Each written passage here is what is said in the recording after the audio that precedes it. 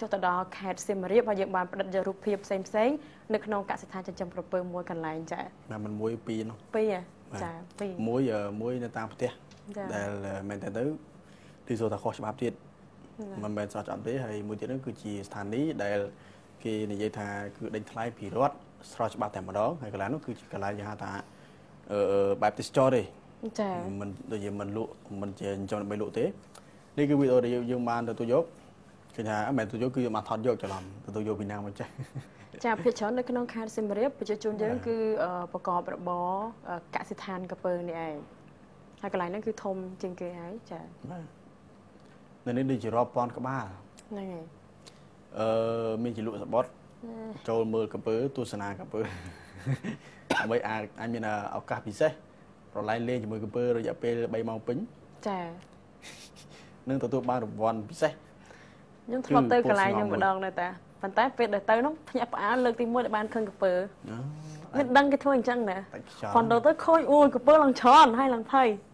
ឡើងទុនដៃទុនជើងអស់នេះចូលទៅថាវាមកសើទេចាប៉ុន្តែតាមពិតទៅការចិញ្ចឹមក្រពើហ្នឹងធម្មតាយើងខ្លាចក្រពើដល់ពេលយើងទៅមើលកន្លែងគេចិញ្ចឹមហ្មងមិនដឹងថាគេមានបច្ចេកទេសរបស់គេចិញ្ចឹមល្អមែនតើចាបាទនិយាយពីរឿងក្រពើនេះគេហៅថាឧស្សាហកម្មក្រពើមានតែចិញ្ចឹមមានតែលក់មានតែទេសចរហ្នឹងហើយអញ្ចឹងគេចិញ្ចឹមនោះគឺស្រុកខ្មែរយើងតាមដែលយើង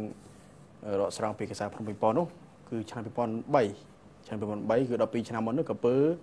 កូនក្រពើមួយតម្លៃ$40ចាឥឡូវសល់តែ$10ជាងទេចា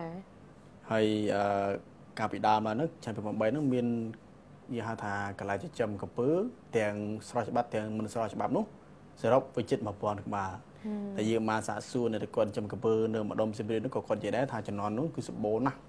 ឥឡូវនេះខ្សោយអស់ហើយឥឡូវនេះថយអស់ហើយដោយសារគឺមានន័យថាតម្លៃចុះថោកអញ្ចឹងគេលែងសូវចិញ្ចឹមហើយចិញ្ចឹមអត់ត្រូវខាតទៀតអញ្ចឹងណាពួកយើងឃើញយើងសង់នេះមិនមែនធម្មតាទេសង់អស់ច្រើនណាត្រូវការដីធំហើយដេញប៉ុណ្ណឹងអីងាប់ហើយចាឈូសស្បែកជើងឡាច់មិនយកទេចាក្រពើពេលដែលវាគេញូគេអញ្ចឹងទៅមាត់គេហាអញ្ចឹងទៅចាហើយមើលទៅវាតាក់ទាញមួយយ៉ាងដែរអ្នកដែលគាត់ចង់ទៅមើលប៉ុន្តែឥឡូវគឺមានការបាត់បង់នៅចាំថាយើងធ្លាក់ចុះបន្តិចហើយចំពោះការនាំចេញនៃការលក់ឲ្យផលិតផលដែលចំណេញហ្នឹងចាដោយសារថាឥឡូវតម្រូវការគឺនៅមានច្រើនដូចគ្នាប៉ុន្តែការផលិតនៅក្នុងស្រុករបស់យើងហាក់មានចំនួនតិចនៅឡើយសំខាន់នោះគឺតម្លៃថោកជាងមុនហ្នឹងហើយហើយយើងនិយាយអំពីទេសចរសិនទេសចរមើលក្រពើនេះគឺនៅក្នុងយើងហៅថាស្ថានីយ៍ចិញ្ចឹមក្រពើខេត្តសៀមរាបនោះដែលជារបស់ដេញថ្លៃពីរដ្ឋនោះគឺគេមានឲ្យយើងទិញចំណីឲ្យក្រពើស៊ីបាទត្រីគីឡូ1គីឡូ$3ទារស់មួយ$7ងាប់ហើយមន់រស់មួយ$10ល្មមបោះតែ10ក្រខ្លួនមកគិនមើលក្រពើឡើងរាប់រយក្បាលរាប់ពាន់ក្បាលបោះមួយមិនគ្រប់ណាចាបាទហើយតាមដែលយើងញ៉ាំចិត្តរបស់ល្អទៀតហ្នឹងហើយប៉ុន្តែក្រពើនឹងកូនអីទៅថៃក្រពើនឹងនៅក្នុងសភៅនេះបច្ចេកទេសសាមញ្ញក្នុងការចិញ្ចឹមក្រពើយកស្បែកនាំចេញនេះរបស់ឯកឧត្តមនៅធូនេះហើយក្រពើនឹងអត់មានជីកូលេស្តេរ៉ុលទេណាជាអាហារដ៏ឆ្ងាញ់ឈ្ងុយឆ្ងាញ់ហ្នឹងហើយអត់មានកូលេស្តេរ៉ុលទៀតប៉ុន្តែឥឡូវភាគច្រើនចិញ្ចឹមយកកូនវាទេស្រុកខ្មែរយើងភាគច្រើនអញ្ចឹងបាទក្នុងសភៅរបស់ឯកឧត្តមនៅធូនេះគឺនិយាយថាអញ្ចឹងគឺភាគច្រើនយើងចិញ្ចឹមយកចិញ្ចឹមលក់កូនក្រពើច្រើនជាងដែលកូនក្រពើនោះបានត្រឹមតែជាង$10ទេក្នុងមួយក្បាលជាង$10បាទហើយតាមយើងសួរអ្នកចិញ្ចឹមក្រពើនៅតាមផ្ទះណាគឺមួយខែឲ្យចំណីតែ2ដងទេអញ្ចឹងបើយើងទៅលេងទៅយើងហៅថាទៅទស្សនកិច្ចមើលក្រពើនៅក្នុងស្ថានីយ៍ចិញ្ចឹមនោះយើងឲ្យចំណីវិញ្ញាក៏មិនជាល្អម៉ាស់ដែរព្រោះថាគេចិញ្ចឹមគេឲ្យតែ2ដងហើយយើងទៅម្ដងថោបោះ10ក្បាលទៅបោះមន់10ក្បាលទៅណាខូចចំពោះក្រពើមិនទេក្រពើតារាមនេះស្គួតហ្មងបាទមិនធម្មតាទេនិយាយអំពី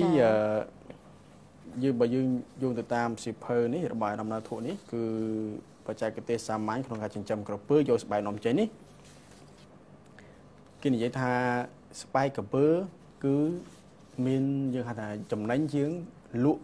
កូនក្រពើសុទ្ធចាក្នុងសៀវភៅនេះក្នុងទំព័រទី5បាទគឺនិយាយថាកូនក្រពើតម្លៃមិនខ្ពស់ទេទីផ្សារក៏មិនប្រកបដែរគឺតម្លៃពី$10ទៅ$15ប៉ុណ្ណោះហើយនៅទីផ្សារអន្តរជាតិក៏មិនជាថេរប្រមាណដែរតម្លៃរបស់វា មួយវិញទៀតបើសិនជាយើងចិញ្ចឹមយកស្បែកវិញស្បែកហ្នឹងគឺមកក្បាលដែលមានប្រវែងចាប់ពី1ម៉ែត្រកន្លះទៅ2ម៉ែត្រ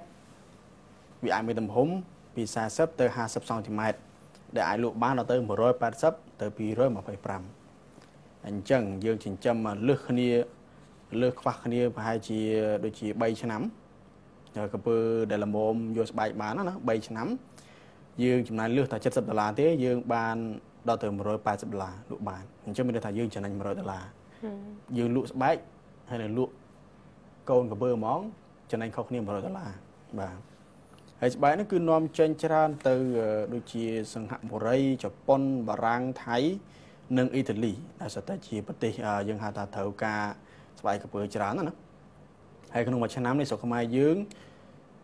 នាំចេញមានលទ្ធភាពផលិតកូនក្រពើបានប្រមាណ200000ក្បាលក្នុងមួយឆ្នាំគ្រប់គងទៅសិង្ហបុរីនឹងអត់គ្រប់ផងហ្នឹងហើយបាទអញ្ចឹងមានថាទីផ្សារស្បែកក្រពើក៏ច្រើនកូនក្រពើក៏ច្រើនយើងផលិតបានច្រើនប៉ុន្តែបើយើងលក់ជាស្បែកវាចំណេញជាងហើយយើងឃើញថានៅកន្លែងចិញ្ចឹមស្រុកខ្មែរយើងក្នុងសភៅនេះអាយដាមនៅធួបានលើកថាពីច្រើនគឺយើងដល់បច្ចុប្បន្ននេះគឺនៅតែចិញ្ចឹមលក់កូនច្រើនជាងចា៎មិនសូវជាលក់ជាស្បែកទេស្បែកក្រពើធ្វើបានច្រើនណាស់ដូចជាកបោបចាខ្សែក្បាត់កតាបខ្សែក្បាត់ជើងសម្លៀកបំពាក់ស្បែកជើងអញ្ចឹងទៅអត់មានវ៉ែនតាឈើច្រត់នឹងមិនធ្វើជាវ៉ែនតាបាទគេថាច្រើនមែនទែនច្រើនមកច្រើនម៉ាក់ចាហើយបើយើងនិយាយអំពីការចិញ្ចឹមនិងការថែទាំក្រពើវិញក៏អត់មានពិបាកដែរព្រោះនៅក្នុងកសិដ្ឋានមួយអ្នកដែលគាត់មើលក្រពើបានជាមនុស្សចាស់ក៏អាចមើលបានដូចគ្នាដែរមើលមិនចឹងមើលថែវាយើងឲ្យចំណីវាឲ្យចំណីចិញ្ចឹមហើយនឹងចិញ្ចឹមវាឲ្យដល់ម៉ោងដែលវាត្រូវលេងទឹកយើងយកដំបងអាស័យមួយហ្នឹងគឺតគោះវាទៅវាចូលទឹកខ្លួនឯងហើយវាជាស្ដាប់ប្រកបហ្នឹងដេញវាចូលទឹកឧទាហរណ៍ឯណាវាចង់មកសាសនារបស់យើងធ្វើម៉េចណាវាអាចសាសនាមួយវាបានដូចគ្នាពេលដែលវាស៊ីឆ្អែតវាទៅក្រពើពេលដែលវាស៊ីចំណីឆ្អែតហើយវាដេញហើយវាដេញចំហមាត់ហើយប៉ុន្តែវាផ្អើបើយើងទៅប៉ះវាប៉ះកតុយវាទៅវាបក់មកខ្ញុំទៅស៊ីមរៀបខ្ញុំចុះទៅតាអូខេចុះទៅអង្គុយចិត្តតាអូថាលេងចាបាទយើងសូមបកមកបន្តិចសូមបន្ថែមបន្តិចសាច់ក្រពើតម្លៃ$10ក្នុង1គីឡូក្រាមនៅលើទីផ្សារអន្តរជាតិបាទបន្ថែមលើពីនេះក្បាលក្រពើនិងធ្មេញក្រពើអាចច្នៃជាវត្ថុសិល្បៈលក់ជូនភ្ញៀវទេសចរបានហើយប្រមាត់និងខ្លាញ់របស់វាអាចធ្វើជាថ្នាំបុរាណព្យាបាលជំងឺហឺតដ៏ស័ក្តិសិទ្ធិល្អដល់ម្ល៉េះបាទហើយការចិញ្ចឹមក្រពើរយៈពេល3ឆ្នាំរហូតដល់ពេលដែលវាអាចយើងអាចលក់ស្បែកវាបានគឺអាចបង្កើតការងារដល់ពលរដ្ឋច្រើនរាប់រយនាក់នោះចា៎អញ្ចឹងអាចជួយដល់កសិករការធ្វើចំណាក់ស្រុកទៅធ្វើការនៅក្រៅប្រទេសវិញបាទទៅជួយបានច្រើនហើយបើគិតត្រឹមតែយើងហៅថាទីផ្សារឆ្នៃស្បែកក្រពើធ្វើជាខ្សែនីលកាតាមមុខនោះគឺមានតម្លៃមិនតិចជាង$500លានអាមេរិកទេ$500លានអាមេរិកក្នុងមួយឆ្នាំទីផ្សារយកស្បែកក្រពើមកធ្វើជាខ្សែនីលកានេះយើងដកស្រង់ចេញពីសិភៅរបស់អាយដាមណាធុណាចា៎អាយដាមណាធុគឺជាយើងហៅថាប្រតិភូរាជរដ្ឋាភិបាលកម្ពុជាទទួលបន្ទុកជាប្រធានរដ្ឋបាលជលផលបាទចា៎ហើយនៅក្នុងហ្នឹងបើយើងមើលទៅតាមចំណុចចុងក្រោយនៃគេធ្វើការសេចក្តីសន្និដ្ឋានគឺលើកឡើងថាឧស្សាហកម្មក្រពើនៅក្នុងប្រទេសកម្ពុជារបស់យើងគឺមានការរីកចម្រើនមែនទែនបើមិនបើយើងប្រើអស់លទ្ធភាពទៅគឺប្រជាជនរបស់យើងគឺអាចរកចំណូលសេដ្ឋកិច្ចឲ្យប្រទេសបានកាន់តែច្រើនហើយមួយវិញទៀតចំពោះការប្រើអស់លទ្ធភាពនៃការចិញ្ចឹមក្រពើគឺអាចឲ្យវិនិយោគិនគាត់ចាប់អារម្មណ៍មកធ្វើការវិនិយោគនៅក្នុងការកែច្នៃធ្វើជាវត្ថុអនុស្សាវរីយ៍ដើម្បីបរិយាចំណូលវិស័យទេសចររបស់យើងឲ្យកាន់តែច្រើនបន្ថែមទៀត